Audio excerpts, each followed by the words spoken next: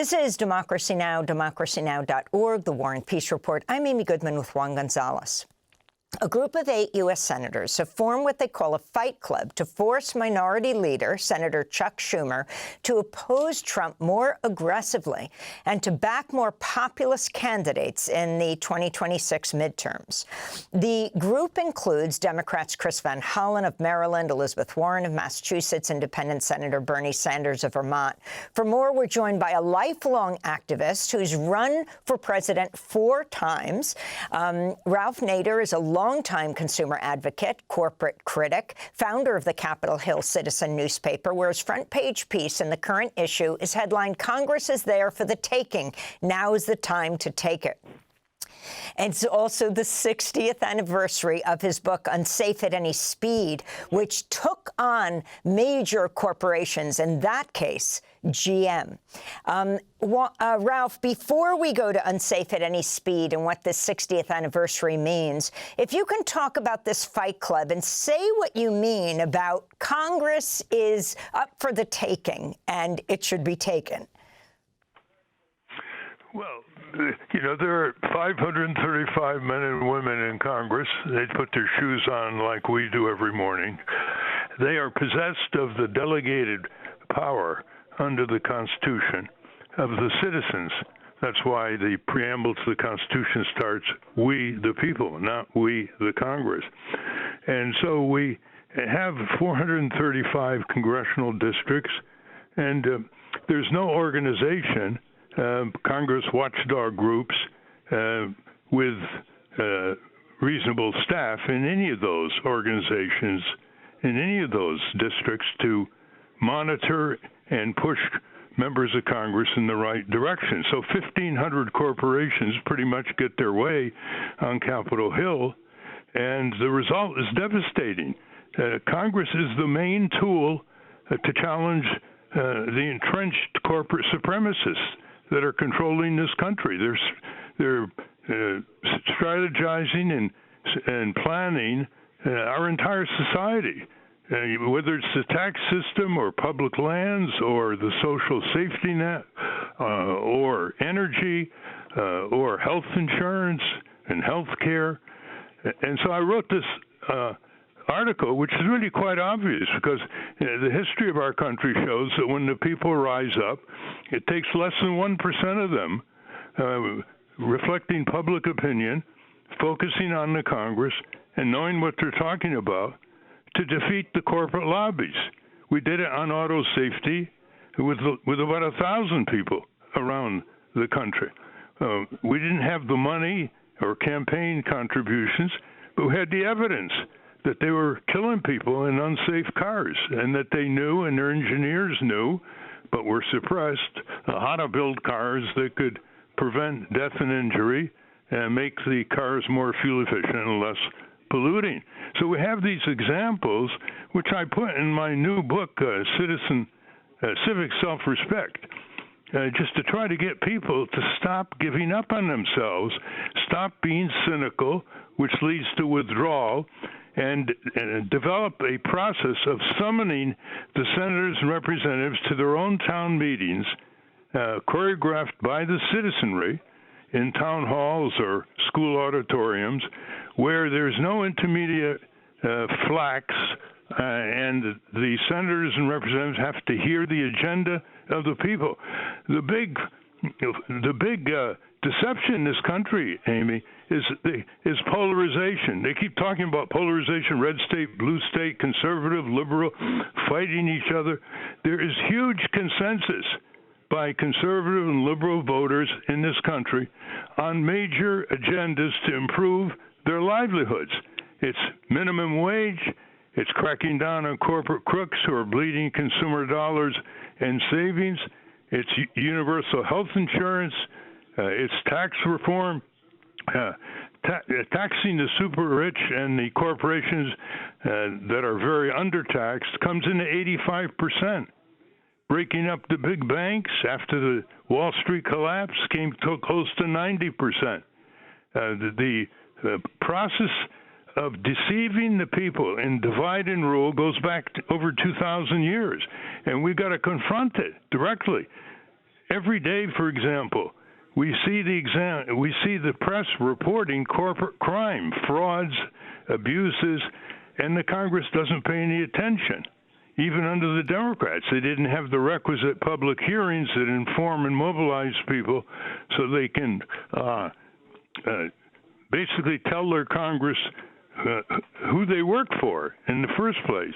So I wrote this article in Capital Citizen. You can go to capitalcitizen.com to get a copy of the Capital Citizen, and in order to show people their own history and to wake them up and to recover Congress. But you do it by personal lobbying of your Senate representative, just like the two powerful lobbies, AIPAC and NRA. They don't deal with marches and demonstrations.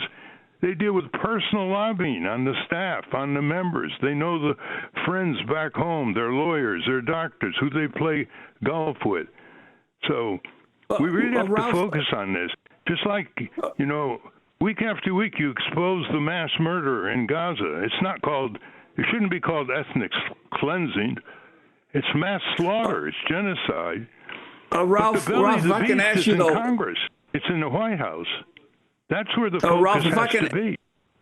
Ralph, if I can ask you, though, your idea of Congress is there for the taking presumes that we are in an ordinary liberal or neoliberal democracy. There are many people who fear that this next November election, that the Trump and the Republican Party are determined to declare victory no matter what the vote total is, and will use any means necessary to maintain themselves in power. I'm wondering about your sense of this growing fascism in the country and the ability of even a democratic vote to take place in November. Well, clearly, we're seeing a rapidly entrenching dictatorship. This is not authoritarianism. It's a dictatorship. He's violating laws right and left. He's violating the Constitution. He's open about it.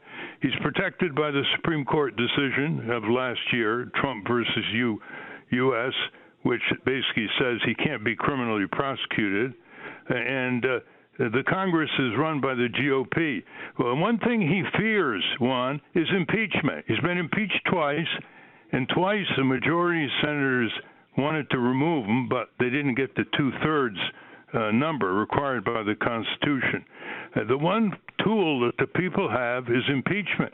Now, in September 15th, that's over 2 months ago, there was a Celinda Lake poll in swing districts in the United States showing 49% want him impeached, 44% opposed. And things have gotten much worse now. He's pushing the envelope on savagery. He's moving us not from an autocracy. He's in a dictatorship, bleeding into a police state. Look what he's doing to the citizens in the cities and the immigrants, even legal immigrants. And there are manifestations of terror that are starting. So the focus has to be on impeachment. And there'll be a large majority of people in favor of it. And the Republicans in Congress are starting to crack on their sycophancy and fear of Trump, because they're going to be up for re-election in 2026, and he is not. When Nixon won 49 out of 50 states and came in with 60% popularity in less than 2 years because of the Watergate scandal, he was out. They were about to impeach and remove him. Why? Because the Republicans saw a disaster coming in the 1974 elections, and it was their political skin vis-a-vis Nixon. They're going to save their political skin, and that's exactly what's happening now. And Nixon's transgressions, Juan, were less than 1% of the crimes and violations and brutality and cruelty and viciousness against millions of defenseless, powerless, and impoverished Americans. He, like the bully he is, he doesn't go after the contented classes. He facilitates corporate welfare. He shuts down corporate prosecutions in the Justice Department. But what he's going after are the tens of millions of people who are unorganized, who are poor, who are sick, disabled, Medicaid, things you reported on your show.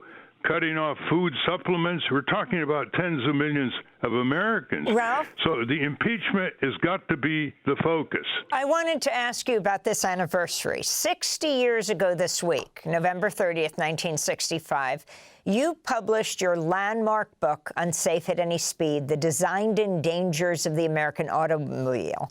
You went on to win a major settlement against GM, General Motors, for spying on you, trying to discredit you, trying to set you up with women, etc. And you used the lawsuit's proceeds to start the Center for the Study of Responsive Law. This is a clip from an interview you did 60 years ago on the safety flaws of GM Chevrolet Corvair. What aggravates the problem is that the rear wheels of the Corvair begin to tuck under.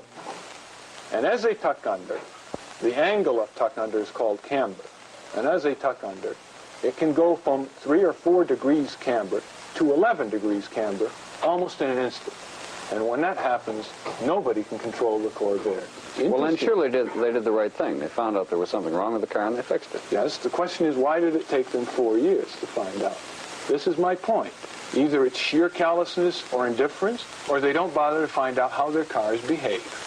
That's Ralph Nader in 1965. His book, Unsafe at Any Speed, just marked its 60th anniversary. Ralph, this was bigger than the Corvair, though so significant, what you were able to do in passing new auto safety laws.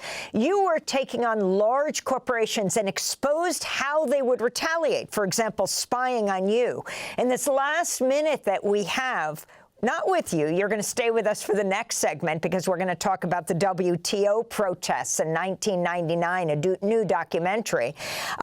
Talk about the trajectory from 65 to now in trying to protect people in this country against corporations. Well, I published Unsafe at Any Speed in 1965, Amy. GM tripped over it with their private detective scandal. It reached the Congress. Senator Ribicoff held highly publicized hearings. Then Senator Magnuson had hearings on motor vehicle safety standards, which didn't exist at that time. And the laws were passed. An auto safety agency was set up in the Department of Transportation called NHTSA. Millions of lives have been saved. Other countries importing into the U.S. had to meet the higher crashworthiness standards of the U.S. and recall requirements. None of that can be done today. None of that can be done today. There are great books coming out exposing all kinds of corporate crimes, forever chemicals, and all kinds of devastation of people's livelihoods. And they go nowhere because our civic institutions, our democratic institutions, for the most part, have collapsed. And the corporations have continued 24/7. The nature of the corporate beast, it never stops, to control more and more of our country, to control more and more of our local city councils, state legislatures, Congress, massive campaign contributions, 400 to 500 drug industry lobbyists assigned to Congress alone, for example, full-time. And that's what we have to face up to. But we outnumber these corporations. We are the only ones mentioned in the Constitution. There's no mention of corporation or company or political parties indentured to them in the Constitution. So why are we letting them support? Why do we let them control and rule us? That's the question that has to be asked of ourselves. And it only takes 1% or less of the people to defeat these corporations. That's about 2.5 million organized people in 435 districts. Already a woman who lost her 2 daughters due to defective truck designs in North Carolina is starting the first Congress watchdog group. And we're going to have her on my radio broadcast. But I want people to read my book, Civic Self-Respect, because it applies to everybody in the country. The table of contents starts out, I the citizen, I the worker, I the consumer shopper, I the taxpayer, I the voter, I the parent, I the veteran, and how the people, without disrupting their normal routines, can add a civic dimension to all those roles every day. Thanks for watching Democracy Now! On YouTube. Subscribe to the channel and turn on notifications to make sure you never miss a video. And for more of our audience-supported journalism, go to democracynow.org, where you can download our news app, sign up for our newsletter, subscribe to the daily podcast, and so much more.